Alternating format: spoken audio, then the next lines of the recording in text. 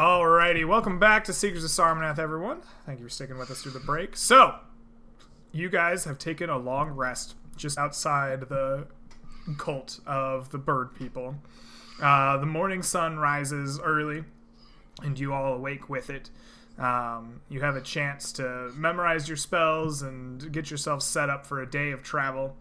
As you are taking down your tent and getting prepared for a day of travel, you see that the bird people are doing much the same. A group of 13 lines up and is beginning to, some of them carrying treasures squares and boxes of things, some of them empty-handed, begin lining up and preparing to make their way out in the desert as you do your thing as well.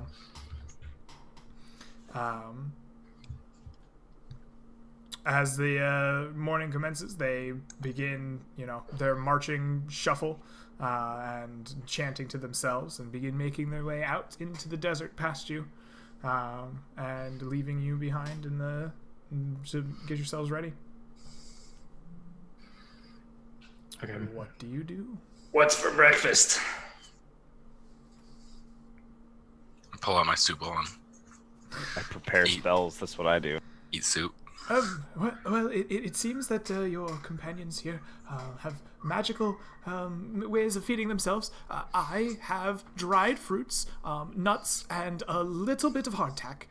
Would you like some? I'm allergic to nuts. Oh, of course. Hardtack and fruit, then? I suppose so. Excellent. I have a wonderful apricot spread. I don't often break it out on adventures, but I feel like we might be in need of some today. So, here's your hardtack, and I'll get a little spread out. It should keep us nice and energized for the morning, at least. I suppose. I'll look at the spread and wipe it on. How does it taste? Crappy. Like it tastes like meh fruit, like generic fruit, and the bread is dry and hard, but filling. Okay. Full of calories is what it tastes like. Nice. It's got to be way better than our bland soup that we're eating. Your unseasoned soup. Yeah, because I feel like the person seasoning it was Tom, and Tom is dead now, so I'm not seasoning it. Yes. It's gotten real bad. It's gotten real unseasoned. But like now that I eat it, it always reminds me of Tom because we used to eat real food. Good old Tom. Good old Tom. All right. Yeah. All right, we have water skins and things, right? We don't have any barrels, do we? I don't believe you have a barrel. I believe Hugh left that behind when he entered the Scrivener's Tower. I think assume soup you have is been pretty... keeping water skins, right? I'm kind of relying on y'all to track your own rations and stuff. Yeah. I can cast Create Water. Well, For water skins in the morning, I guess. Goric will begin the day, I think, with casting Create Food and Water at 3rd level. Okay. I guess I don't need it then. So. Yeah. So I create 45 pounds of food and 30 gallons of water. All right, we eat. I fill all of our water containers, and I guess I just create the rest of the water in a puddle. I don't think we have 30 gallons of... A small, stream of mud just flows down into the Why don't we home just of the gift cult. it to these, gifted to these bird people? Well, I don't think we can eat 45 pounds of food anyway, so we can just leave the rest of the food here. It's enough Leave to a message saying a gift from the travelers. Yeah, it's enough to sustain 15 humanoids for 24 hours. But you have to eat it within 24 hours because it'll go bad. Right. Yep. It's bland but nourishing, so once again, unfortunately... yeah. Adventuring food sucks! That's why there's feasts whenever you... Yeah. Right, exactly. So anyway, so Goric will just create 45 pounds worth of food and be like, "Here, eat up. We're about to have a long day of walking ahead of us." I'm going to cast a Detect Magic. Okay. And a Mage Armor. Okay. Do I detect any magic just in the general area? So how far does your Detect Magic go? I forget. It goes 30 feet. 30 feet. Within 30 feet of you, no. So There's I'm gonna nothing take a just stroll around direct. the town. Huh? I'm gonna take a stroll around the town. Oh, you're gonna go like inside of the town? Yeah. Okay. You make your way down in there, and with your detect magic on, you do eventually detect magic in the back or in one of these nests, right, on the far side of town beyond the campfire. You get some looks from the people remaining in town as you wander through it, but no one seems to stop you. Yeah. Even in my robes, I get the looks. Yes. Okay. What's the magic present? The magic that you feel is necrotic. Oh. and it's in the one of these small nests? No, it's in one of the larger ones towards the back beyond the campfire. Not the main one, but one of the like kind of smaller ones. The ones that you saw them bringing things in and out of. Necrotic. Okay. Interesting. Okay, I'll go back to the party. Okay. There's something necrotic in one of those nests down there. I just sensed it.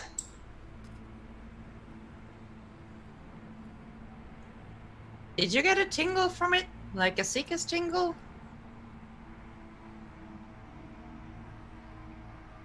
No. However, perhaps this is what happened to my skeletons. Our Seeker's marks have not at all tingled here, right? We don't. No. There's no rough No, magic. Okay. they have not in this desert. Okay.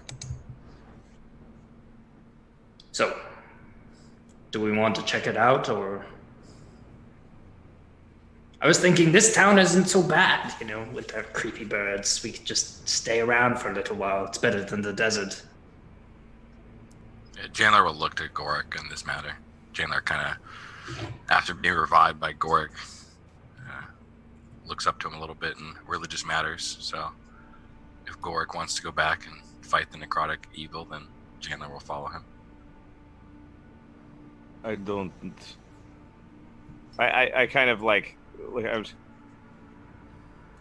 I mean, it seems a bit hypocritical to go around destroying some necromantic sources and not others. If they want to have whatever their device is, it could be important to them. And who knows what the rules of death on this world are? Perhaps we're already in the afterlife. Could be a mind-controlling leech that's contaminating them all with black slimes that they eat routinely in bonfire rituals in the middle of the night. I suppose that's possible, but, you know, who are we to tell them how to live their lives on their plane? You speak good points, Gorik. You speak good points. As I said, I follow your lead in this matter. So, let's get out of here. Yes, I'll defer to you. I think it would probably be best for us to just move on away from this village. Okay. All right. I guess I'll try to find the way towards the city then. All right, you begin making your way out to the west in search of a great ruined city. For a large part of your day, you manage to make yourself travel west through the aid of Sambar and your own survival instincts. You can carry a pretty straight line through the desert. At about midday, as you make your way across, you see on the horizon of the desert what appears to be gleaming ruins. A large domed building, kind of half askew, covered in sand and dust, and there are walls ringing this kind of domed building in the center with towers kind of half buried in the sand. You see small rooftops as well, kind of peeking out. You think that you could make it there by the mid to late afternoon as you seek across it. You make your way ever towards the city itself, the heat of the desert and the sand whipping around you. Do we see any creatures on the way? You don't see any other forms of life as you make your way across the desert. It's just Like, not even birds or anything? Like, It's just you and your companions as you and a voguing skeleton as you traverse across the desert sands over towards the city. Eventually, you arrive in about the mid-afternoon.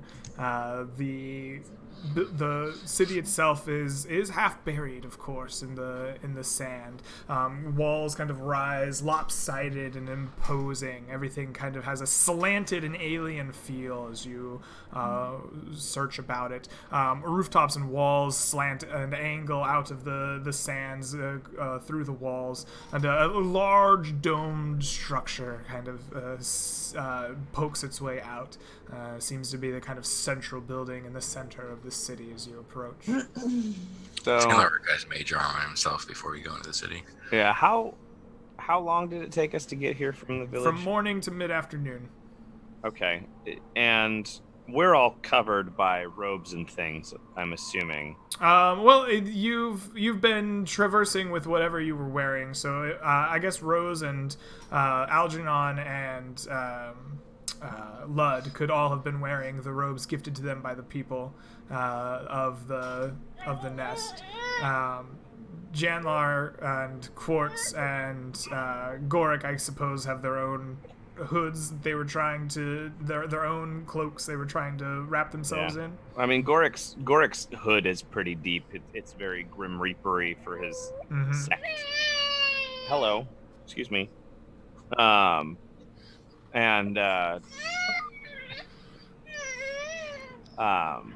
curious if there's any sign on the skeletons of any sort of like degradation. You look to the skeletons. I assume, Lud, you've pulled out some extras, or are you just rocking with the one?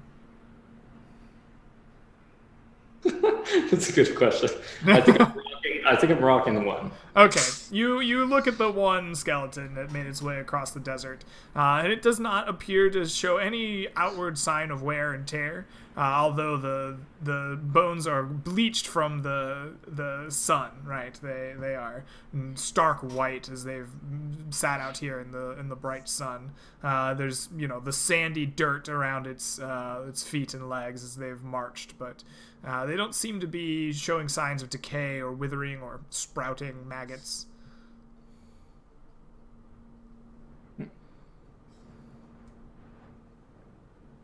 It doesn't look like Sarmanath, right? No. Let's check it out. All right. You make your way through the gates of these slanted walls half buried in the desert. And you are marching your way into the city proper, I assume towards the kind of central domed building? Yeah. Does it look like anybody's been here, or it's just long ruined? Go ahead and give me a perception check. I think I'll be looking around at the surrounding buildings, Yeah. like seeing if there's stuff inside. Absolutely. Perception check. A 16. Excellent. You begin looking around, and you are pretty convinced that the winds of the desert have swept across whatever traces there may have been of people walking across the sand. As you look at the buildings themselves, as you're making your way through here, you see small little, scratch marks in the stone, almost insectoid looking, as if they have been scratched in by an insect's claw or something, but very large, or more approximate to a human-sized bug, if you were thinking, along the edges of these buildings. But beyond that, you see very little in the way of inhabitants potentially. I'll point at that. I'll tap Janlar. Pull him over. What do you think this is? I don't know. It looks like a large bug. Yes. All the creatures we've seen here have been foreign to us, so I doubt I have any idea what it looks like. Does it look like a fresh mark?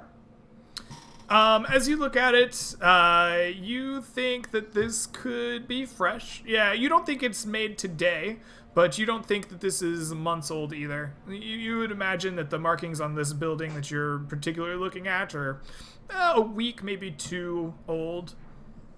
I would assume that wear of them. I would assume creatures would take refuge in old abandoned cities, from the sun especially. Probably. So, wouldn't surprise me if there were large desert creatures roaming around this abandoned city. Yeah, fair enough. All right. Let's carry on. Did he say where in this city we would find the mirror? Or just that it might be in here? That it was in here. Okay. Yeah, I said we go to the center and I'll cast Detect Magic. We can look around. Let's do it. All right. Does anyone have a passive perception above a 20? No. Okay. Don't think So, as you are making your way towards this kind of central dome, half buried in the desert. Hey man, +7 stealth. It's good stuff. It's possible to get over 20 for passive, but it's unusual. Yes. I don't know if you can do it without taking the alert feat. No. Fair enough. As you are approaching this kind of large dome, you're passing by these semi-buried and half-buried buildings, some of them standing taller, some of them barely coming up to your waist. Everything kind of at a slant or an angle as you make your way through here. You are within of probably 30 or 40 feet of the building proper, as you are like turning by one of these kind of abandoned, half-collapsed buildings. From the roof of it, a strange creature lets out a chittering cry, deep and angry sounding, that pierces into your minds and sends a shock of fear down your spine. I want all of you to save versus fear DC 12, please. We'll go ahead and just switch to this screen. Wisdom save? Oh, Yes, wisdom save versus fear, DC 12. Oh, I thought Wait, I might be proficient in wisdom saves. Okay.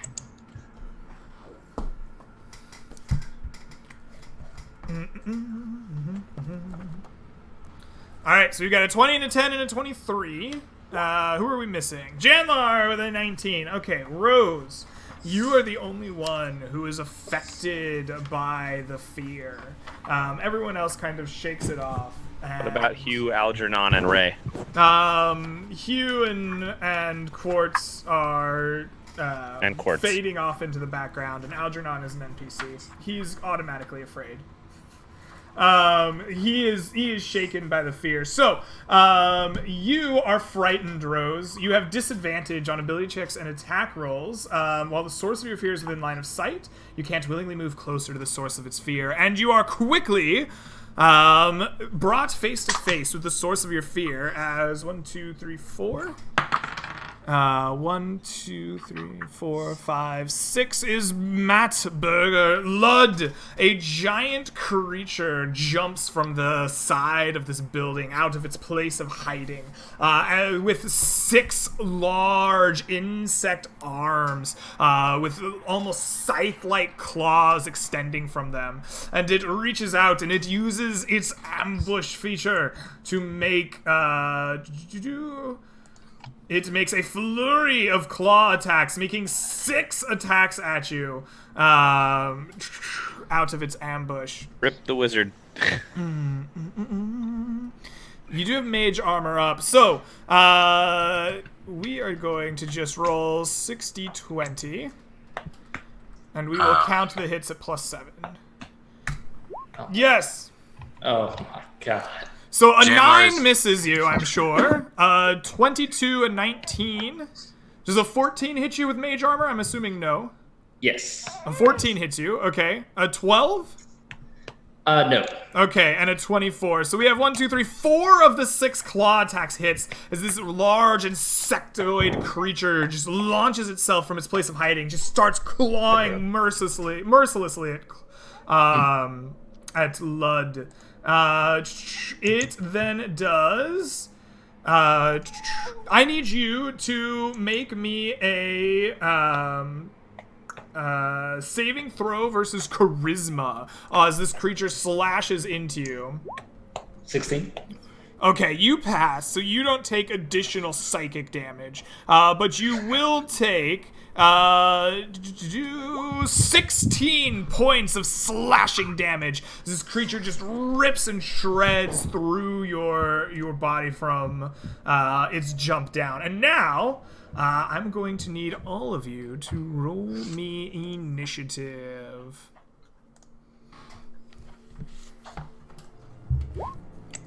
God damn psychic bugs.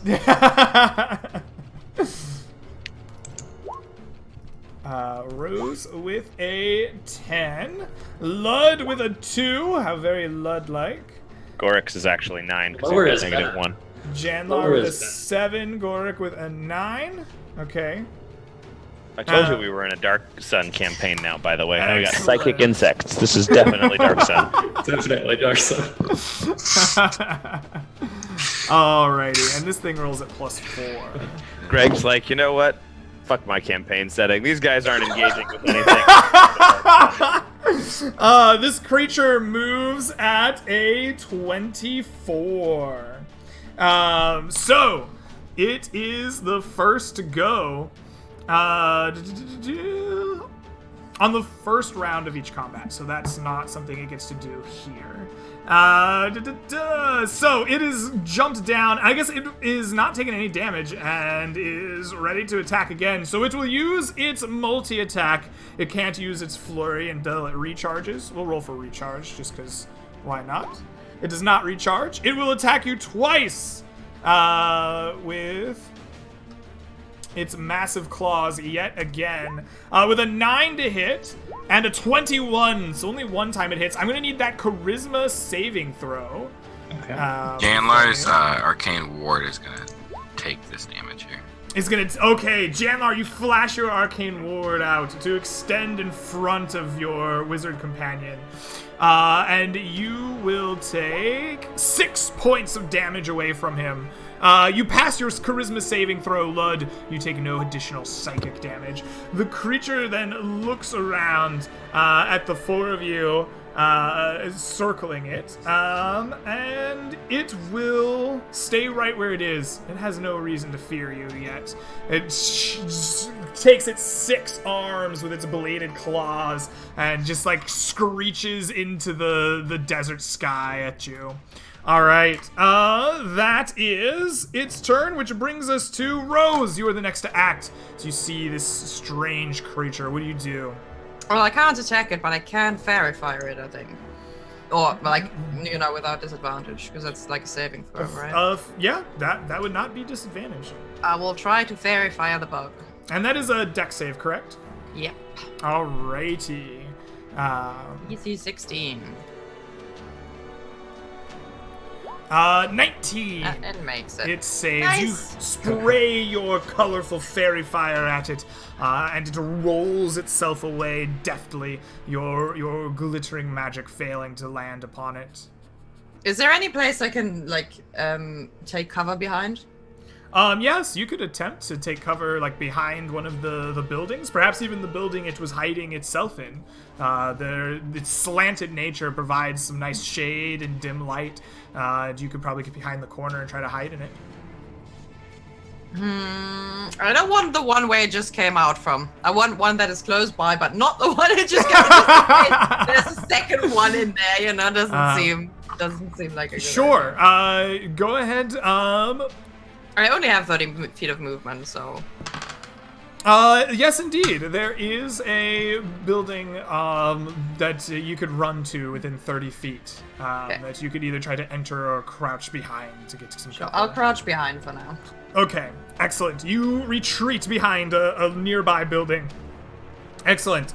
Which brings us to Gorik. Gorik, you see this creature having deftly dodged the fairy fire. What do you do? It made a noise earlier, which makes me think it's... I can't tell if it's like animalistic, can I? You are under the Does it seem impression... intelligent, or... You are under the impression that it's intelligent enough to ambush. Right? It specifically has enough intelligence that it seems to know and understand how to ambush.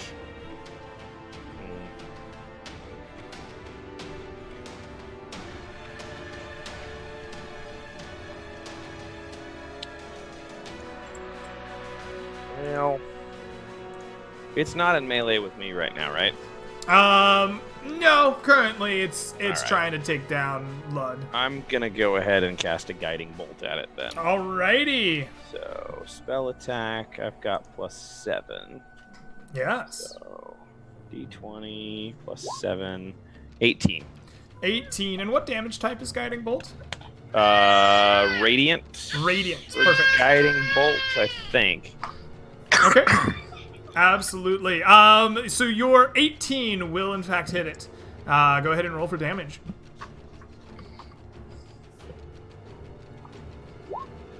For 11 points of damage. All right. You strike it and it twists towards you and once again chitters in its like bug-like way. That brings us to Janlar at a 7. You see it's been struck by Gorik's guiding bolt. What do you do?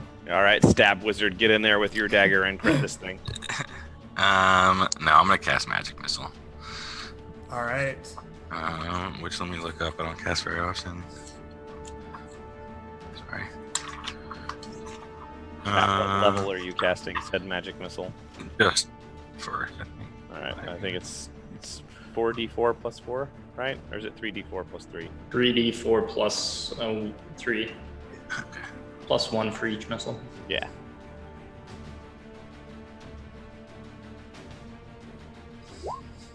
For 15 points of damage, my Holy goodness. max damage. And then is there Rose? You said Rose got into cover somewhere. Is there somewhere I can get into cover away from her so that we're not right next to each other? Or... Oh yeah, there's a building that this thing had hidden behind, slanting out of the ground, and producing some nice dim light and shade. Okay. Yeah, I'm just trying to take cover away from her then, so we're not right next to each other. All right, you run into this shady part of the building, attempting to crouch down low into the shadows. Excellent. That is your turn, Lud. You've been struck by this thing, I think, 5 times. What do you do now? Lud raises an eyebrow at Janlar, who's magic to cast magic missile as they fly by him. Yeah. Recognizing the spell, examining it, and then he raises one bony hand to this giant creature, and it kind of begins to wreathe in shadows, and he grants himself a vampiric touch, which he uses to attack this creature. Ooh. Got advantage on your first roll because of guiding bolt. Magic missile doesn't end Yes, up. the guiding bolt will give you advantage. Awesome.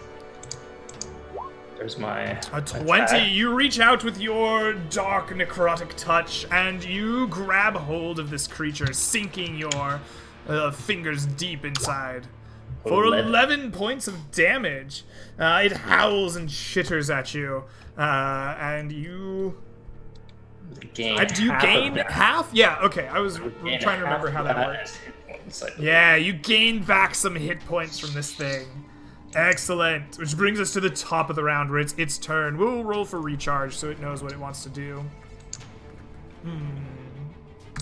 It does not recharge. And it is going to... It has now been hurt. It doesn't like that. It is going to go ahead and continue to make its 2 attacks on you at +7. Lud, as you've dug your vampiric touch into it. He doesn't like that. So the first one is a 12. That'll miss, right? Yes. Yep. And a 16, which will hit. Yep. So go ahead and make me a charisma save versus additional psychic damage. Chandler's gonna take this damage as well. Okay. You pass your save. You're very good at these charisma saves, Lud. You have another 9 damage. Janlar, you spread your ward out in front of him, deflecting some of the damage away into your ward. And with the attacks made, the creature shakes its head, looks, and it will kind of make a leaping bound away from you, and attempt to climb up onto the top of this building. Where it will hide itself in the shadows. Anyone within melee range of it can make an attack of opportunity. Yes, please. Nice. 15 does hit. Hot dog. This free healing. Yes, another 8 points of damage to the creature as it rips away. As it leaps away from you, you grab hold and like rip away part of its flesh, like drink in its energies. Yes. Yeah. Yes. Awesome. Totally not evil. The creature will then crouch down deep into the shadows and attempt to hide from you. With an 18, it deeps down into the shadows. Excellent. That brings us to Rose. You see your friend attacked and then rip away some of the flesh of this creature in his necrotic hands. And then the creature tries to hide away on the building it came from. What do you do? Well, I can determine. Wait, hold on. Well, if I can't see it, I can't cast spells on it. That's how it usually works. You could target an area if you knew it was, or if you suspected it was in the area. If it's a spell, I can target an area. Yeah. But... Yeah, I mean, like Janlar could hurl a fireball into the area and be like, "Hide from this, bitch." No, Janlar can't. Janlar doesn't have fireball. But I can. Well, I don't have to look at the. I can conjure like a wall of thorns that goes right into the spot where I just started hiding, right? Oh yeah, you could try. Yeah. No. Yeah. Okay, I'll try that. How thick is your wall of thorns? Well, if it's just a line, it's 5 feet. Okay. Sounds good. You cast Wall of Thorns towards the creature and where it is hiding. Janlar, highs or lows, buddy? Lows. All right. I'll do it in roll 20. Why not? Lows it is. You are not struck by the Wall of Thorns. This thing gets a saving throw versus the wall. Yes. Yeah. It's saving throw for half damage to the dex save. Alrighty. A 21! It saves, so it'll take half damage as your wall of thorns like wrap around the building. You see this creature dive away from your wall of thorns, taking 15 additional points of damage as it does so. The thorns ripping away parts of its flesh. Alright. That's fun. Gorik, you see this creature leap away from its hiding spots, a wall of thorns ripping into its flesh. What do you do? I see it now at this point, or is it still hidden from me? Nope, you see it. Okay, well. Narrative first, mechanics Okay, second. all right. Here's what I'll do. It's trying to hide in some darkness that it's found, right? Yes. All right. Gorik is going to take a copper piece, I'll say, and I cast light on it, and I just flick it into the room that it's hiding in and just brightly illuminate the All right, you flick it at the dark kind of crevice of this building, illuminating Janlar as he's crouched behind like a doorway attempting to get some cover, and eliminating some shadows from this building. Okay. That's a light spell, yeah. Okay, alright, this seems like a good turn. Janlar, you have a copper coin illuminating you in this building as you try to hide away from the creature. What do you do? It's fleeing from it now, so let's see if it's... You are like... I'm getting like half of every word you say there. Yeah, that was a... Sorry, can you hear me better now? Yes. Okay. You said it's fleeing from us, right? It jumped away from the giant wall of thorns that tried to ensnare it. Okay. But like above me on top of the building that I'm in, right? Yeah. Okay. So then I'm gonna come out of the building and see if I see it. Yes. And then I'm gonna cast Shatter on it. Okay. A thunderclap of sound echoes out. It makes a Constitution saving throw, which is at +1. Goric winces at the super loud thunderclap noise. Yes. Ooh, that must be It fails as the ripping shreds of the thunderclap attack it for 15 points of damage. It is getting quite hurt. All right, Lud, you've heard this terrifying noise ring out and rip into the creature. What do you do? He's going to like come around the corner, come at this thing, if he can get to it, and then he's just this crazy old man who's gonna vampire touch him. All right, you run up. You try to reach up into up to the ceiling and reach at his ankles. Go ahead and roll to hit. Okay. A 10. You can't quite reach. You're like trying to scrabble at his ankles. It just like moves its foot out of the way. Can't believe this. I look at the voguing skeleton. Get him! All right, the skeleton stops voguing, takes out a short bow, and hits it Nice. Okay. for 4 more points of damage. Alrighty, which brings us to the creature's turn. The creature's gonna roll for recharge. It does, in fact, recharge. So, it is going to leap out. It doesn't get its ambush, but it will take 6 Fury of Claw attacks, and it's been hit by a lot of things, and it's got Janlar, Lud, and Goric all kind of close by. So it's going to roll 9, so Janlar, Lud, Goric, Janlar, Lud. Oh, okay, 9 will always be Goric. Goric, you get 6 claw attacks against you.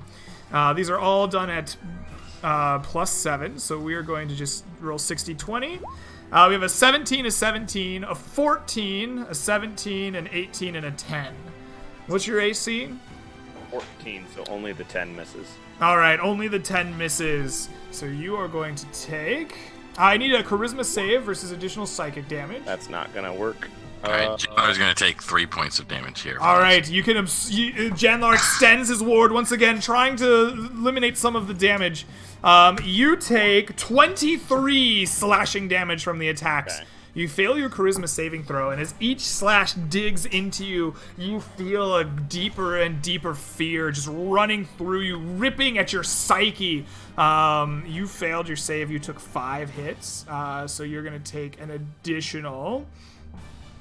You take an additional 43 points of psychic What damage the fuck, as it rips into your mind. Did it kill you? No. Let's see. It's dealt 66, right? I took 3 points of Took that away. 63. Okay.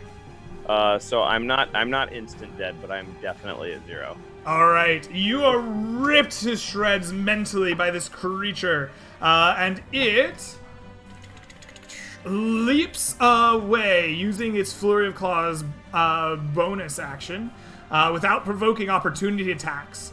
And it runs up to another building, to the opposite side of the one it came from, seeking out some shadows, where it will attempt to hunker down and hide. But does Shadow Sneak work with Flurry of Claws? No. So it is just moved away, attempting to find a place to hide in this building. Excellent. So that is its turn. Rose, you are the next to move. After seeing it just fuse all 6 of its claws and just strike down Goric in the sand, what do you do? How bloody did it look when I last saw it? It looks about 4 hit points off from bloodied. Okay. Just about. Can I still see it? Like, is it on yes, top of my yes. building, It's or- like it's the crawling over this building, attempting to find a nice shadowy dark place to curl up and hide in. Right. Am I still afraid of it? Does that still Yes, hold on? you are still frightened. Okay, that's rough. Let's just try another fairy fire. Let's try Okay. it. It will save with Dex.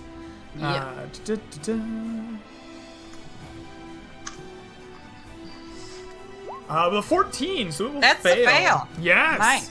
You cover it with the violet light of your fairy fire. It glitters, giving off advantage to those who would strike it. Excellent. That is your turn, Goric. I'm gonna need a death saving throw, buddy.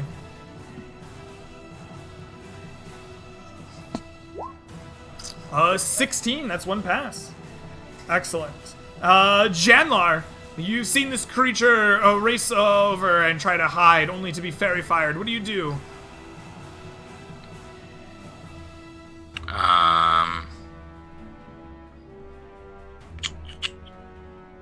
I'm going to cast. Nobody's next to it, right? No. I'm gonna cast Shatter on it again then. Okay, it will save with Constitution. A thunderclap once again rings out. It fails to save as your sonic force rips into it for an additional 15 points of damage. All right. Excellent. That is your turn, Lud. You have seen it try to hide and get ripped apart by some sonic waves. What do you do? This crazy old man's gonna keep chasing the bug. Keep chasing the bug. You rush over to the other side. You have advantage to try to hit it due to the fairy fire. Awesome. You manage to grab a hold of it, sinking your vampiric hands inside of its flesh for 11 points of damage. All Blood is right. feeling hot. That's it. Excellent. That is your turn. That brings us to the creature's turn. It turns around to look at you, realizing it cannot hide as you've ripped into it. It will roll for recharge. And it fails to recharge. So it will simply turn around and attack you with its multi-attacking claws with an 11 to hit. And a 14. Does the That'll be 14 a hit hit. you? Yeah. Alrighty, please save for psychic damage, please. Okay. That is a fail. So you will take 5 points of slashing damage, and as it rips into you, you only got hit once, so you only take an additional 12 points of psychic damage. Not only does the slash into your body hurt, but it like rips at your psyche as well. Dealing you 17 points of damage. It then screeches in its chittering alien way down at you. It like tries to rip itself from your like vampiric hold. That brings us to Rose. You see Lud in combat with it. You still have 6 more rounds of frightened. What will you do? Lovely.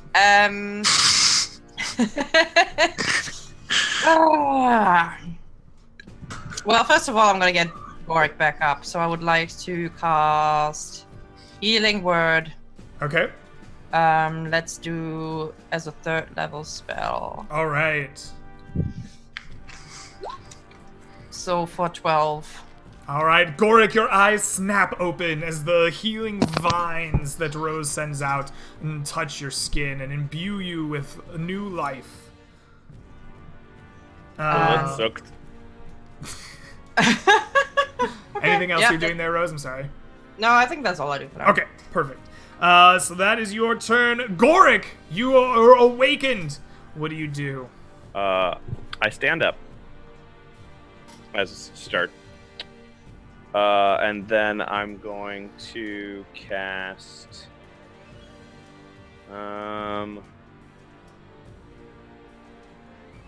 let's see. I'm gonna cast Tongues. Well, actually, Okay. what's the duration on it? Is it a Are you gonna lick it to death? It'll last for an hour. Okay. Better. I cast Tongues, and I'm gonna say to it, stand down. We don't need to kill you, but if you keep doing this, we absolutely will. Okay. With Tongues active, it understands me, provided that it's capable of understanding language. It has to speak at least one language in order to understand me, but if it does, My It does, words in fact, speak deep speech, so... and any language that it speaks is also understood by me. Okay. Yes. It understands deep speech, so it hears you as you cast your voice to it. Excellent. That brings us to Janlar. You hear Gorik speaking out in strange tongues, very different from what you've heard before. What do you do? Janlar also understands what I say, because tongues makes it so that any creature that understands a language understands everything that you say. All right. Everybody You understand. Yep. You hear him tell the creature to stand down. What do you do? In that case,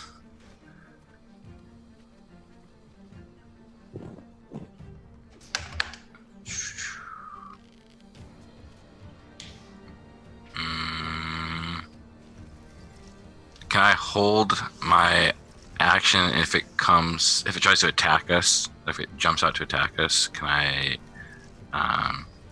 cast a firebolt, or can you not hold a spell like that? Yeah. If it attacks, then you will cast Firebolt. Yeah. Okay. Sounds good. You hold your action, waiting to see what it will do. Instead of firebolt, we'll say You'll say what? Ray of Frost instead. Ray of Frost instead of Firebolt. Okay, excellent. That sounds good. Lud! You hear Gorik speak out to it in tongues. What do you do? I fucking strike it once again. All right. You get advantage from the fairy fire still, so go ahead and roll a second one there. 26 will hit. I reach into its soul. Yes, for 9 points of damage. All right. It's looking pretty rough at the moment, but still in fighting shape. Excellent. That brings it to its turn. It's going to roll for recharge. Does not recharge. In that case, it will... It's got fairy fire on it, and it knows that that's bad. It's going to disengage from you, Lud, and it is going to crawl up onto this roof and like leap off of it, making its way towards the domed building. Trying to find some kinds of shadows for it. It will take a double move to get to the edge of this building, begin crawling upon it, looking for a shadowy place. That is its turn. Rose, what do you do after you see this thing disengage from Lud? How far away is it from me? It is double moved away, and you moved about 30 feet back, so it's probably 90 feet away. Okay, I need to check a range real quick. Does this thing respond to No. my... It doesn't speak to you. Okay. So... You said about 90 feet? Yes. Okay. Well, I would like to cast a wall of thorns. Okay. In front of it to cut it off, like, from, to cut it off from running into the directions running towards. And the wall is 20 feet high, so it would have to leap over that. Okay, so you create a wall of thorns on top of the building it's crawling on. Exactly, like not right into the creature, but like in front of it. Right? Okay. Just cut it off. Okay, it's not taking excellent. damage. All right, sounds good. A wall of thorns begins surrounding this dome in front of it, 20 feet high, preventing it from crawling up higher. All right, sounds good. Excellent. Gorik, you see this wall of thorns appear in front of the seemingly retreating creature. What do you do? If it's It also loses its fairy fire because it's concentration. Ah, your fairy fire fades from it. Okay.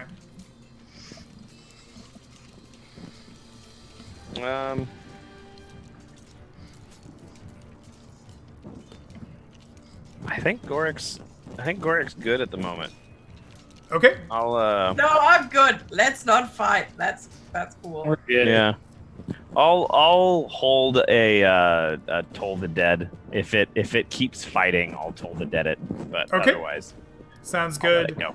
Janlar comes back to you. You had no chance to cast Ray of Frost as it did not attack one of your teammates. What do you do this round? Can we still see it, or is it gone? Yes, you can see it. It is crawling around the domed building that you are heading towards. A wall of a wall of thorns heads it off from crawling higher up upon it. All right. I'll continue to hold a spell. Then, if it attacks us, then I'll attack back. But otherwise, I'm content to just walk in. Okay. Rick, you're eating your mind. Can you hear me? Yeah, we can hear you. You good? Yeah. All right. Lud, what do you do? Lud will climb up, look where it went, and be like, "There she goes!" And he'll start examining his wounds. All right. And, It is that's the his turn. creature's turn. The creature is going to crawl around the edge of the building rather than going up the dome. It's going to crawl around the edge and find a place out of sight to hunker down and hide. And that, I suppose, will end our combat for now, leaving you in the desert town, inside the walls of the city, facing down a large domed building you are heading towards. What do you do? I'll go back to the party, recollect, standing around. Does anyone look super injured? How are we looking? I mean, Gorik's not in great shape.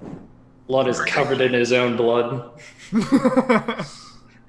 His robes are all torn up, these cultist robes.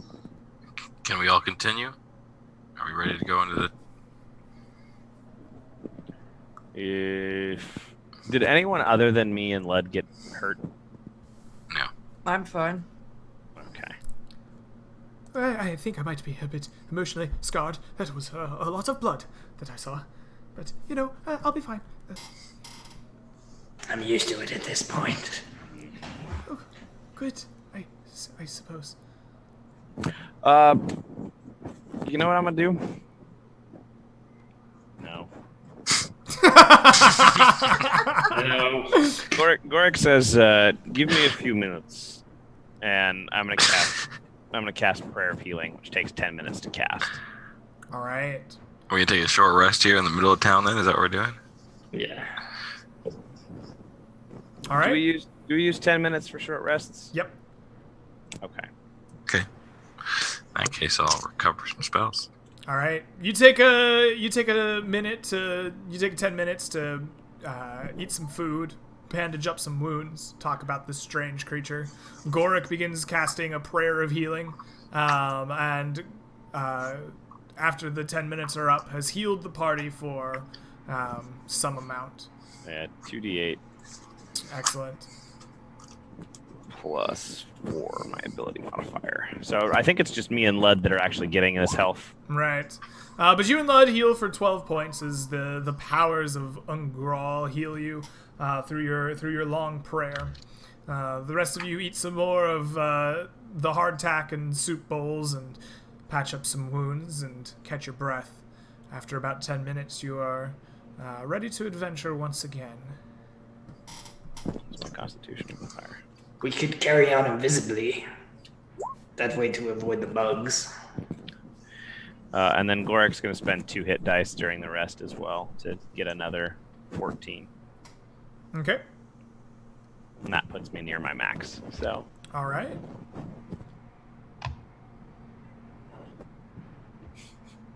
Okay.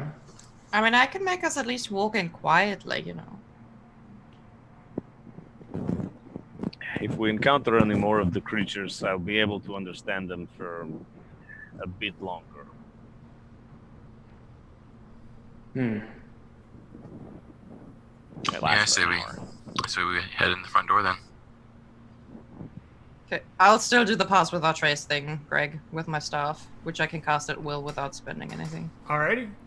You cast Pass Without Trace, tapping your staff on the ground. Trail of mossy grass surrounds you in 60 feet, which your party treads on, softening their footsteps. You make your way towards this large dome where you last saw the creature head off to.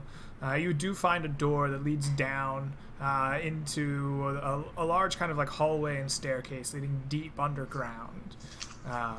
As you make your way through this door, I want all of you to give me perception checks.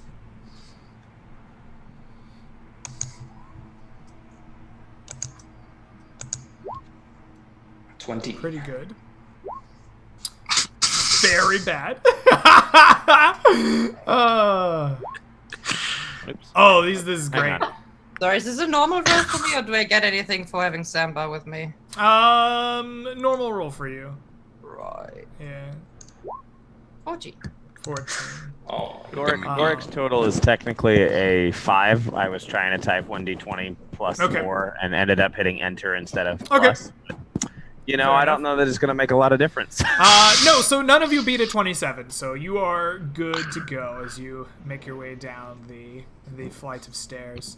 Not noticing as a creature bounds off into the distance behind you to lick its wounds. Is it dark as we go down these stairs? Yes, Okay, it is. Gorik's going to pick up his copper coin that he cast light on, and we'll keep that with us. Okay. You are holding a copper coin in front of you to shed light as you make your way down these stairs. As you do, you end up in a bottom in like a main kind of hall. There are columns running down the sides of this hall and doors kind of leading off to various directions. It seems that this must have been at one point, you think, a museum. As you see alongside the walls, there are pedestals with cracked and broken statues upon them. There's faded and torn artwork hanging upon the walls of various quality. You see faded nameplates and statues holding them.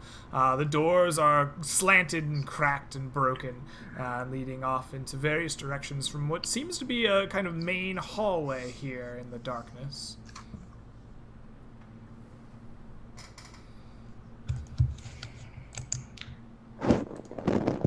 Well, I suppose we could keep following the hallway. Yeah. Can Gotta you stay near the lights. mention Glory? No, I don't have that ability. That's fortunate. I can mend flesh, but not objects. Yeah, that's pretty good too. Okay. So, I say we just continue down the hallway then. Is this a mirror that we're looking for? Yes. Could I cast a locate object on a mirror? Yes, you can. You cast locate object, and you get a ping, sure enough. From this main room, there's a door leading off to the east, and you are getting a reading from a mirror somewhere off to the east. There's a mirror somewhere to the east. And I'll start going that way. All right. Lud, you begin leading the party through these kind of cracked and slanted doors. You open them, and you find yourselves in another small room. This one with finely made metal objects. They seem to be arms and armor, helms and shields. All of them highly polished and gilded in kind of gemstones and brushed in kind of a golden paint. There are nameplates for the various artists underneath them. Some of them are tarnished from time, but many of them still hold a brilliant luster from them as well. As you look around the room, you notice that there's a central staircase that leads yet further down, but the ping of your locate object pushes you towards. Okay. We'll carry on. All right. After examining the room, you make your way down further and further the staircase, leading you into a large kind of room of antiquities. You can see as you're coming down this spiral staircase, the kind of walls fall away, and you're still probably a couple revolutions up above the ground itself. You can look out into a basement, basically, full of like antiquities, boxes that are made of wood and have iron bars holding them them shut. There are what appear to be statues or some kinds of figures under these like large canvas hangings to keep the dust off of them. And you see kind of like rows of shelves with just items and trinkets upon them.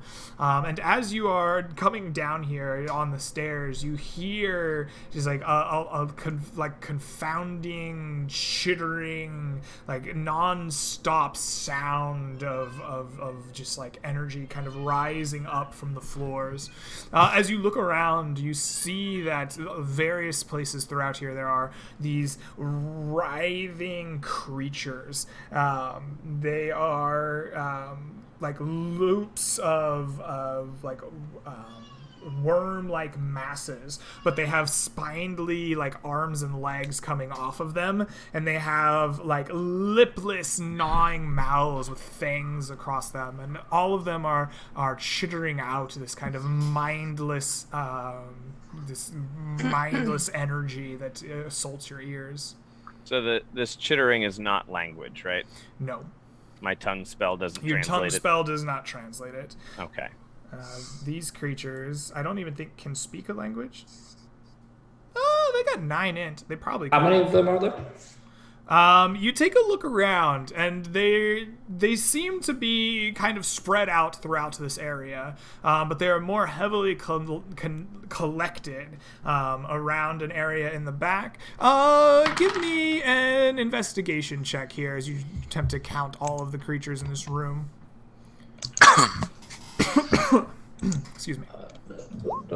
20. A 20! Well, you give a pretty good count, and you are convinced that there are no fewer than 27 of these creatures scattered throughout the room, although 13 of them are kind of collected in the back around this kind of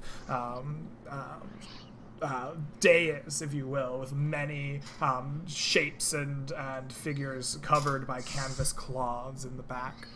Is that the location of the mirror? As you focus on your spell, it is drawing you towards that direction, yes. Right in the heart of the beast. I'm not surprised. There are approximately 27.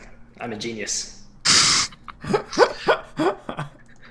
Don't over exaggerate.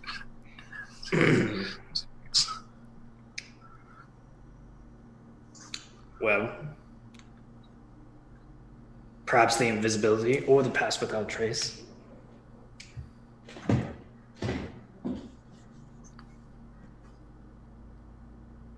I mean, are they close enough that they see us? They don't see us. You're still descending these stairs, right? I've given you this description that you see as you're a couple flights away on this spiral staircase looking down in the room. None of the creatures seem to have spotted you on the stairs. All right. It sounds like we need to fight them then, right? Gorak will be like, I assume we should probably cover the light. I need the We're light to see. underground right now, right? Yes. Yes, you are. Okay. Yes, I can't see if we don't have light.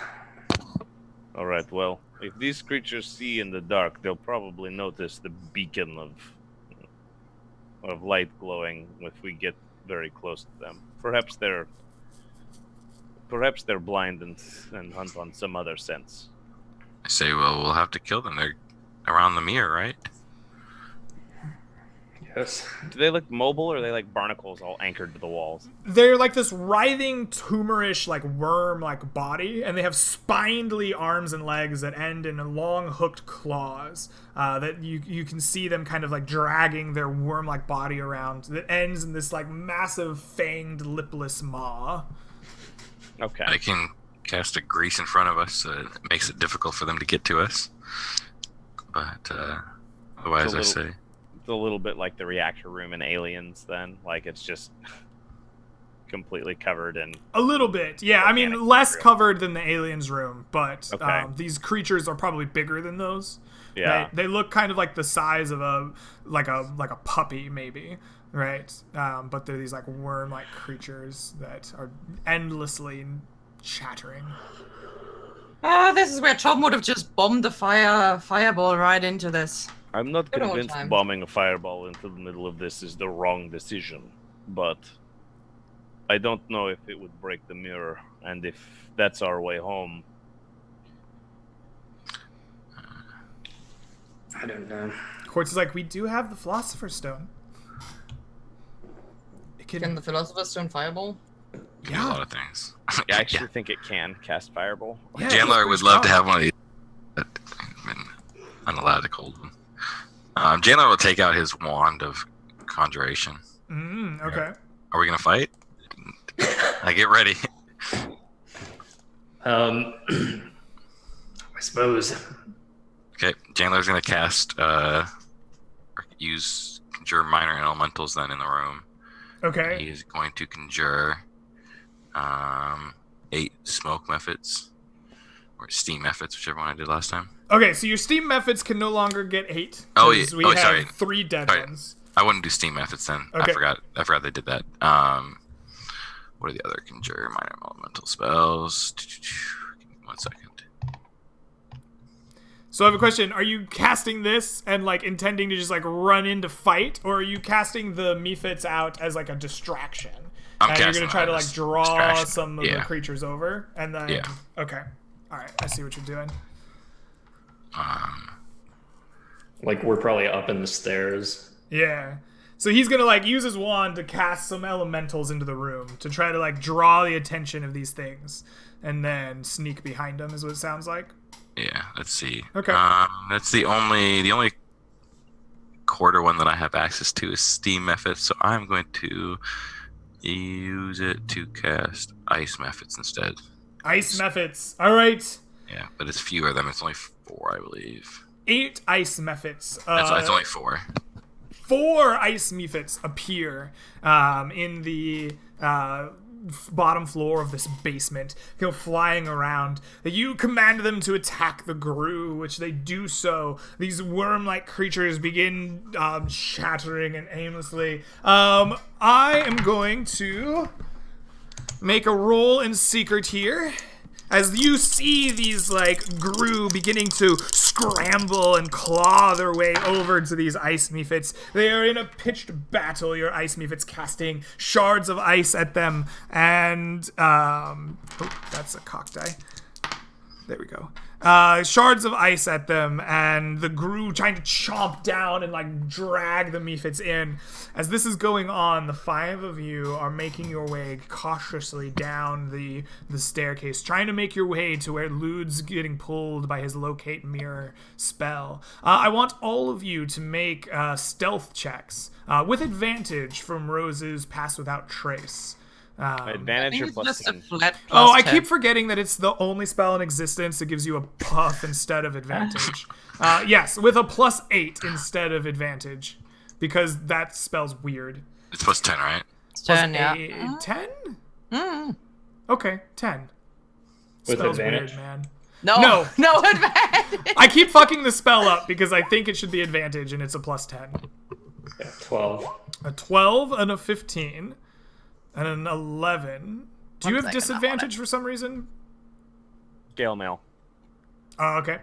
Okay. Stealth. So that's And minus 20. 1 for dex. So 20. I get the plus 10. Oh, okay, you get a 20. All right, you just didn't roll with your plus 10. All right. You begin creeping your way along the like rows of these things as more and more Gru begin scrambling and slugging their way over to the ice mephits. You have exactly 3 rounds before they notice you, and you make exactly the progress you need to make over to this dais. As you arrive there, the last of the ice mephits are slaughtered by the worm-like creatures, getting torn apart in their jaws. And as you arrive at the dais, you hear the chittering over there kind of sound off, and you know you can hear the slopping, scraping noises of these creatures making their way through the basement back towards you. What do you do?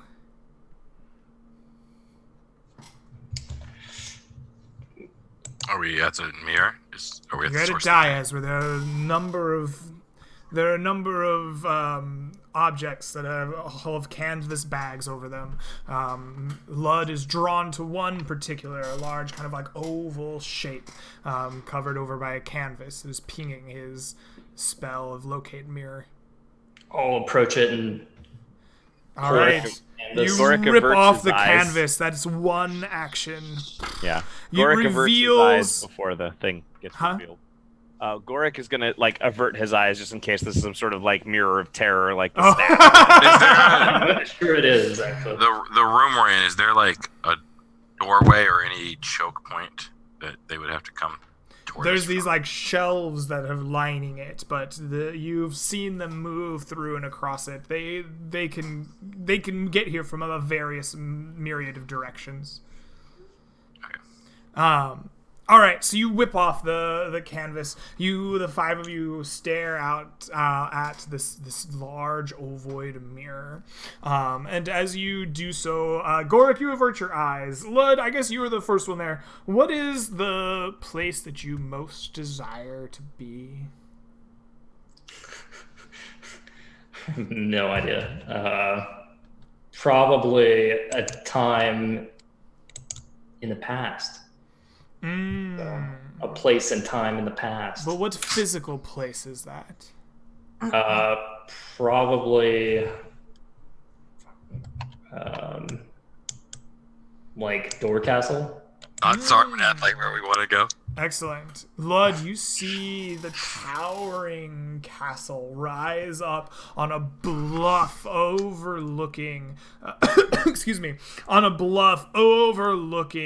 the mighty ocean. You see the salt spray rising up. Oh, I guess they could see Dorcastle on the map. Maybe. There we go. You see the salt spray rising up over the cliffs, ships coming in, the familiar architecture, though unfamiliar people and banners raised high above it. As you look upon it, you feel pulled towards it, as if beckoning you to walk forward. Okay, he'll walk forward. As Do you we do also so, see Dorcastle in the mirror when we look at it? Yes, you do. And the mirror is kind of like shimmering as if water. As you place your hand on it and walk forward, you step through it as if walking through a wall of water. And Lud disappears into the mirror. That is a second action. Excellent. We tick the timer forward. Chandler will. Sounds like Janlar, you are the next to look in the mirror. What is the place that you most desire to be? Sarmanath. All right. You see the familiar city grow around you. A large tower hanging high into the air. The familiar looks and sounds of the people, and it draws you towards it. Yeah, I'll travel into Sarmanath. Alrighty, you step through. That is the third round. Excellent. That upon Janlar stepping through the mirror, Rose and Gorik and Quartz and Algernon, you hear the jabber of these creatures as they have approached you, sliming their way, scrambling over bookshelves. One of them tips over as the creatures are around you. What do you do? Gorik's going to use his last third level spell slot to cast Spirit Guardians and back up towards the mirror so that anything, I'll designate party members and party animal companion and things to not be affected. But all of these things, if they get close to me, will start taking radiant damage for the audacity. All right, excellent. You cast Spirit Guardians. Do Spirit Guardians roll to hit? No. No. If a creature gets within 15 feet of me, it has to make a wisdom save. You begins backing into the mirror here. I assume all of you are seeing. Sarmanath and making your way into it. Yes. Yep. Okay. Excellent. So I would go after Quartz and after Algernon. Gorik's going to activate his, as everybody's behind him, he's going to activate his necrotic shroud, and just like spectral dwarves are just going to start like just piling, like dog piling onto these things every time they get close. And he's going to make sure everybody else goes in front of him. Excellent. So you make a bulwark of radiant energy to try to hold these off. Everybody begins rushing through. You and Rose are holding the line as these creatures all begin piling into your aura, gibbering and trying to bite and chew at anything. Go ahead and roll me, the first wave will have 6 of them. Go ahead and roll me damage for these 6 creatures that enter your radiant aura. Okay. Let's see here. I think it's just 3d8, right? Yeah. Okay. All right. So they take 14 points of radiant, and the first one also takes an extra 6 necrotic from my aura. Okay. Let me roll 14. Oh, no, I don't roll. I'm just going to take the average here. It'll speed things up. So the first one dies outright as the guardians of your dwarven past cleave through it. Your necrotic aura sears into it and it falls dead. But these other ones are still managing to crawl their way up to you. Are they capable of being afraid? These things are capable of being afraid, yes. You want to make them roll against my necrotic shroud? I will, yes. Charisma save. Charisma save. I also gotta roll against that, though. Yeah, but you'll flee into the mirror. Charisma save, very good for you. They roll at -2. So there are 5 left. They roll a 1 of 15. No, they roll a 1, a 13, an 11, a 9, another 1. Okay, so the 15 just passes. All the rest of them are frightened of me. For a 13 round. Passes you? Yeah, it's a racial ability, not my spell save. All right, the rest are frightened. Rose, what do you do? You need to save against the shroud, I think. Right. Yeah. Charisma. I love that one. My favorite. Yeah. You sound so excited. Yeah, if 15 actually. All right. You are used to the grave cleric doing this. He's very scary sometimes, but you steel yourself and know that it's coming, and it doesn't scare you too bad. This final creature gets up there. I'll let Rose. You have a round to do something before this creature gets to chew on you. What do you do? Right. Okay. Can I jump through and cast a spell, or can I only jump You through? can either go through the mirror, or you can try to do something to this first wave of Guru.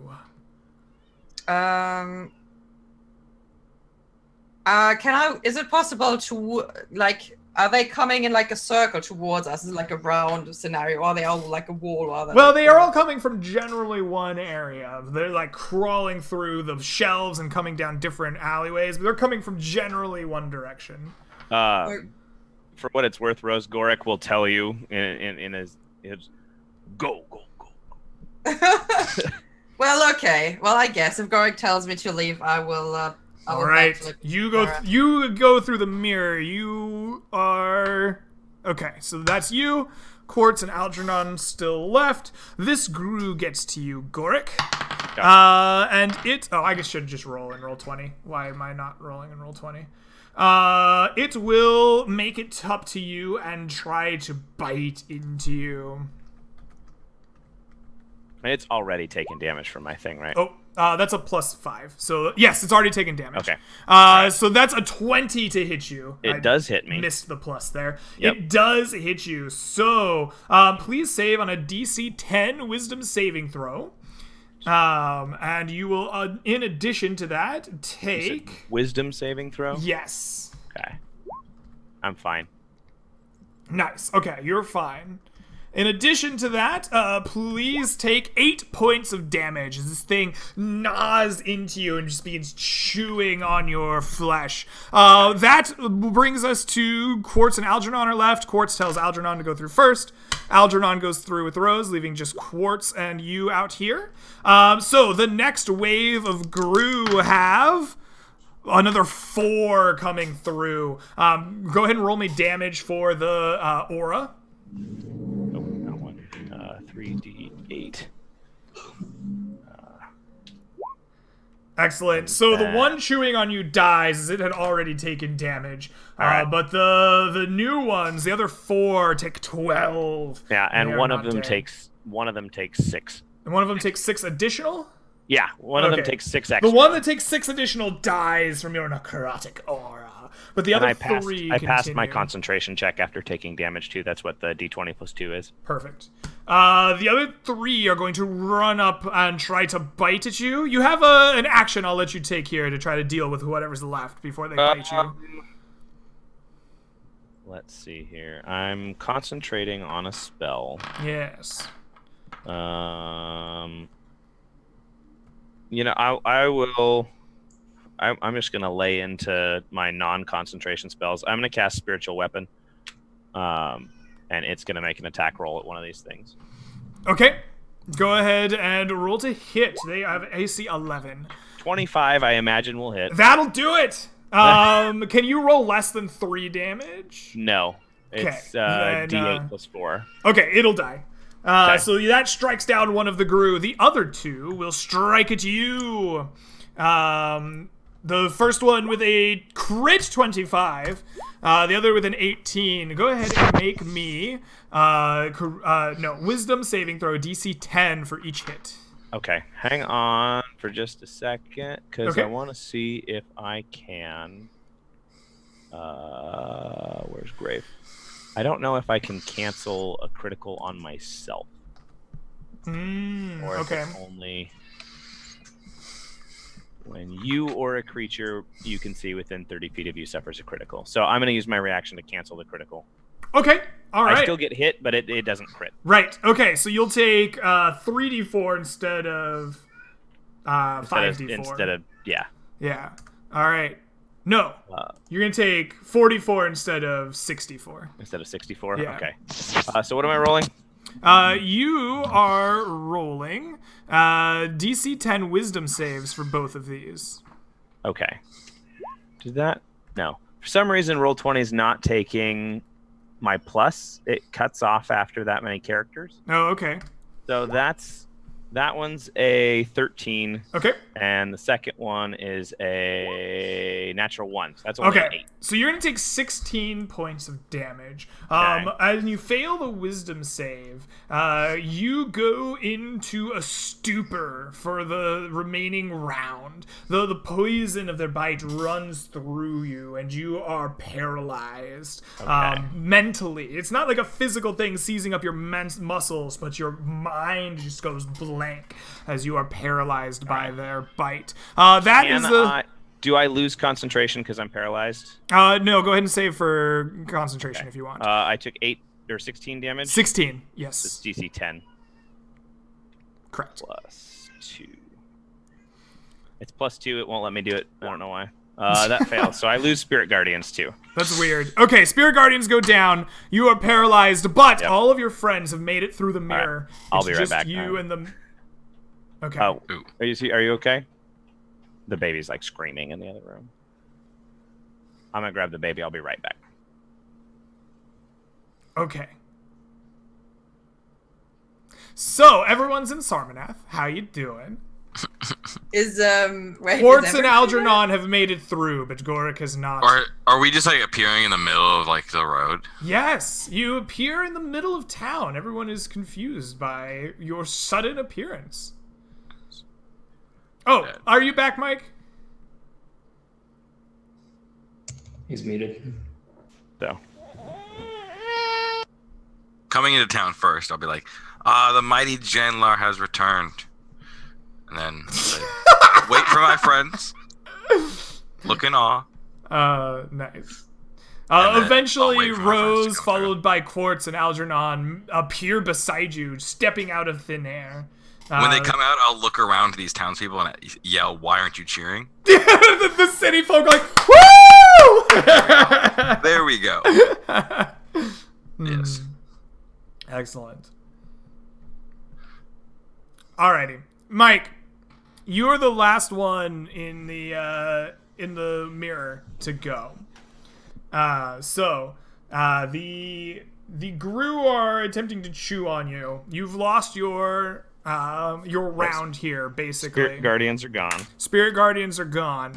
While you are paralyzed, you are incapacitated. You automatically fail a lot of rolls.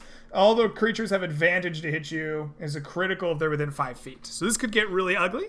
Yeah, I'm gonna die. Okay. There are 3 Gru on you. Let me roll for additional Gru.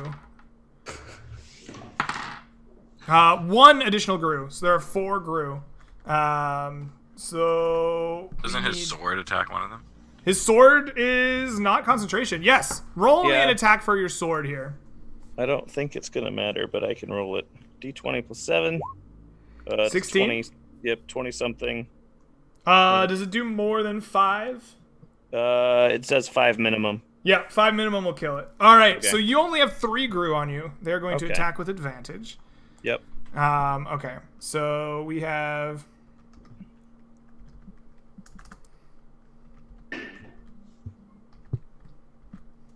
And Gorik has both the stones on him. So there's 1 crit. Yep. When you're paralyzed, you can't take Right. reactions, right? Okay, so I can't negate it. That is correct. Yep. Gorik is dead. Incapacitated. Oh yeah, Gorik's at 14 hit points right now. Even if they didn't crit me, I would be dead. Also, if they hit, they're automatic crits. So, Right. So I'm about Gandalf's very disappointed that he went through first, but he doesn't Yeah. realize it yet. unless somehow with advantage they. Well, that one actually misses. So, So we have 2 hits there. yeah, so 2 criticals. Does the 16 actually hit you? Yeah, I only have 14 AC. Scale mail's not that good, dang, and I have okay. a negative dex. So they have 2 crits, so that's 8d4.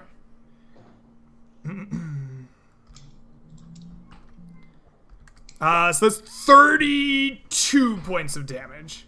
Okay, yeah, Gorik's definitely unconscious, and at Okay. that point, I assume dead because there's nobody left to not, unless I just Yes. fall backwards into the mirror. Unless paralyzed, he was able to look at the mirror and it was able, but then he couldn't fall into it. So. Yeah, it bites me and spins me around, so I'm facing the mirror as I fall forwards, right? Right. No, yes. I think that might be the end of poor Gorik. Yeah, losing Spirit Guardians cost me pretty bad. Losing Spirit Guardians, that was the change in the fight there. Okay. Well, that is too bad. And so ends the story of Gorik Gravemantle. But the rest of you survived. And made it into Sarmanath and or Dorcastle in the case of our new lizard friend Lud. Awesome. So, for our surviving members, let me get some experience points for you. Do you want to make any shout outs or anything before I hand experience and we close out the stream? Just thanks for having me on. Yeah, thanks for playing. I had a good Adorable old little people. We love them.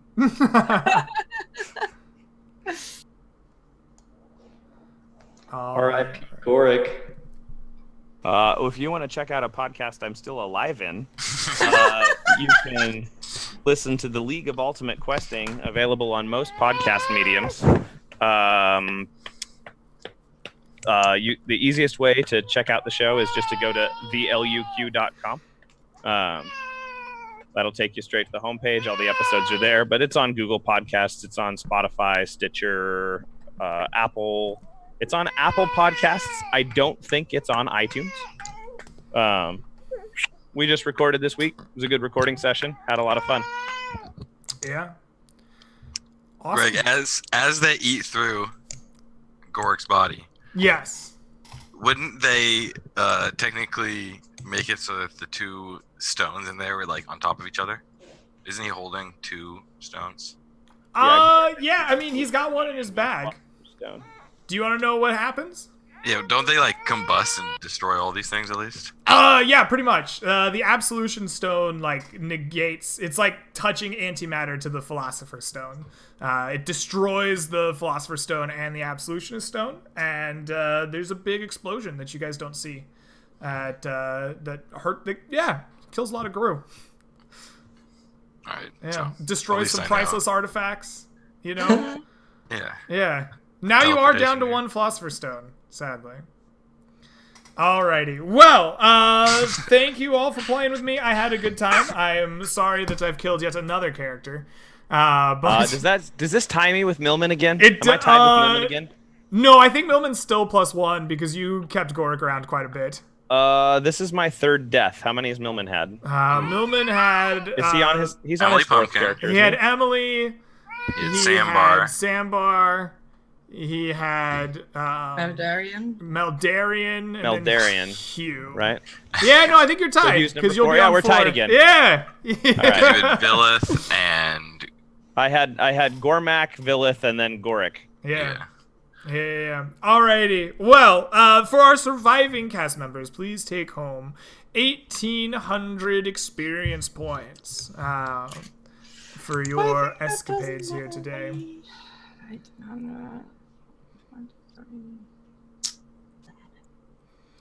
Alrighty. That will do it. Thank you all again for playing with me. Thank you all in chat for hanging out with us. We had a good time. I hope you did too. We will catch you all next time, whenever that may be. Adios, everybody.